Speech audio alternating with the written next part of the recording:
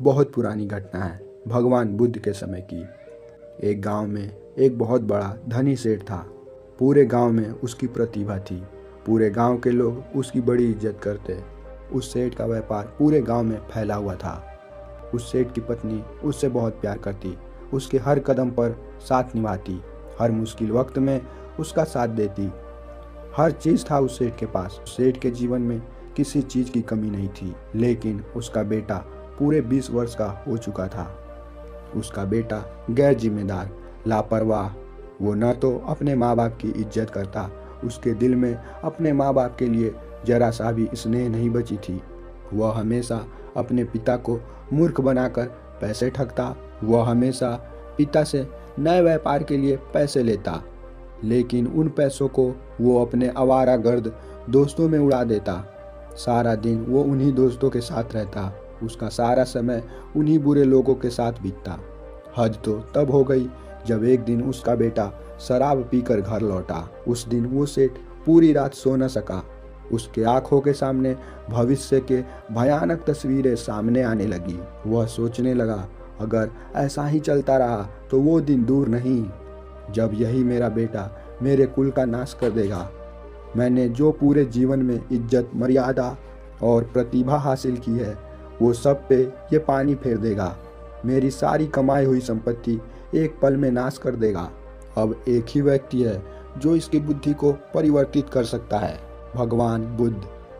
वो ही इसको बदल सकते हैं। उसने फैसला कर लिया। अगली सुबह, बेटा, अब तक मैं तुम्हें केवल 10 या 20 स्वर्ण के सिक्के दिया करता था, लेकिन आज अगर तुम मेरा एक काम करोगे तो मैं तुम्हें पूरे 100 सोने के सिक्के दूंगा।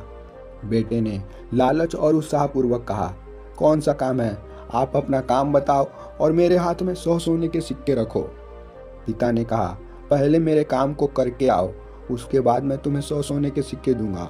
पास के गांव के निकट भगवान बुद्ध का उपदेश चल रहा है।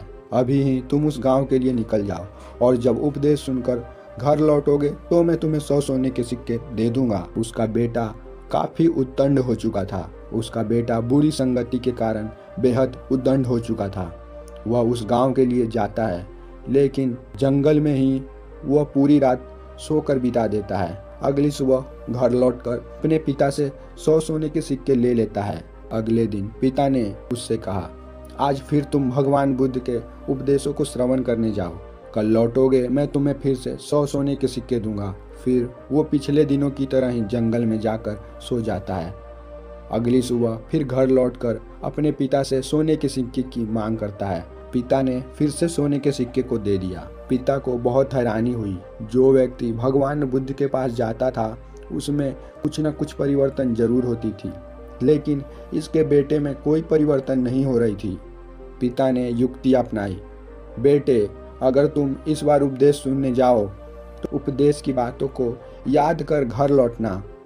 अगर तुम मुझे उपदेश की बातों को सुनाओगे तो मैं तुम्हें 1000 सोने के सिक्के दूंगा। वह सारी रात जंगल में सो लेता है और अगली सुबह भगवान बुद्ध के आश्रम पहुंचता है। वह भगवान बुद्ध को अपने घर ले जाने के लिए तैयार करता है। वह भगवान बुद्ध को अपने घर पर भोजन के लिए निमंत्रित करता है। भगवान बुद्ध खुशी खुशी तैयार हो जाते हैं। रास्ते में उस व्यक्ति की भगवान बुद्ध के संग करने के कारण उसके सारे भाव खत्म हो जाते हैं। उसके सारे बुरे विचार खत्म हो जाते हैं। रास्ते में सेठ का पुत्र बुद्ध से पूछता है, हे बुद्ध, मैंने सुना है कि आप शुद्धोधन के पुत्र थे, अर्थात आप एक छत्रपति सम्राट थे। फिर आपने संन्यास ग्रहण क्यों किया? हे बुद्ध, वैसे आलीशान जिंदगी को आपने क्यों ठोकर मार दी? भगवान बुद्ध ने कहा, तुम मेरे बारे में जानकर क्या करोगे? मैंने क्या, क्यों, किस लिए किया? तुम्हारे लिए तो ये जरूरी है कि तुम्हारे साथ क्या होने वाला है। क्या तुम्हें ये पता है कि तुम्हारी मौत कब है? क्या तुम अपनी मौत को देख सकते हो? और अगर मैं तुम्हें इस चीज़ का जवाब दे भी दूं तो तुम्हें कुछ समझ नहीं आएगा।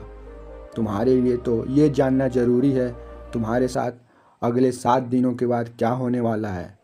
अगले 7 दिनों में ही तुम्हारी मृत्यु निश्चित है और तुम इस बात से बेखबर हो।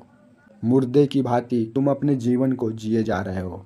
जाग जाओ, आखिरी के 7 दिनों में ही तुम्हारी मृत्यु सुनिश्चित है। सेठ पुत्र की वहीं बोलती बंद हो गई। सारे रास्ते वो मौन में रहा। थोड़ी देर बाद भगवान बुद्ध के साथ अपने घर पहुंचा। सेठ की पत्नी उत्साहपूर्वक भगवान बुद्ध का स्वागत करती है। सेठ ने 100 सोने के सिक्के की पोटली अपने हाथों में तैयार रखता है, लेकिन उसने देखा उसके पुत्र की चेहरे की हाव भाव बदली हुई है। वो बेहद गंभीर दिख रहा था। वैसे तो आम दिनों में वो सोने के सिक्के लेने के लिए लालायित रहता था, लेकिन आज उसके चेहरे से मन की चंचलता गायब थी। उसके चेहरे पे गंभीरता साफ साफ झलक रही थी। सेठ अपने प्रयास में सफल रहा।